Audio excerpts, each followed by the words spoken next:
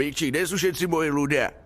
Kurva, to zas bude den, čo sa budem musieť učiť. A ne, je tu mobil. Toninko mi tu nechal mobil v lavici, no chvála Bohu. Aspoň sa budem hrať. To vám ukážem, akého mám dlhého. Zatočím ho aj grande kulo.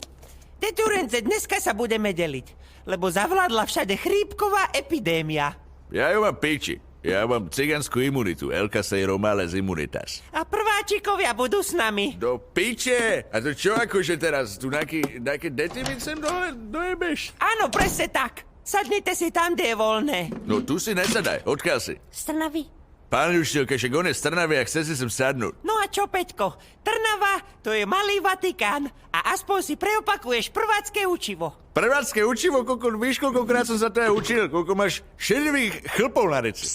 Nešpandrkuj mi tu s tým vyjebaným mečom, lebo si najebem a napchám si ho do rici a nijak inač. Toto není Trnava gauč. Však ja to uznávam. Ty ma uznávaš aj ako veľmi.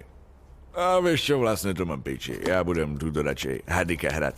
Jebem na celých kindermafiánov z Trnavy do strany. Ja nejsem kindermafián. Jakže nejsi kindermafián? Však sa na seba pozrie, ty kokot.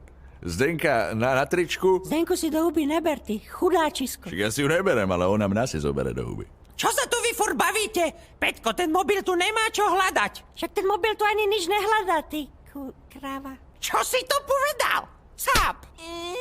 No vidíš, bol si hrdina a teraz tu plačeš. Však čo si jak? Šbojko.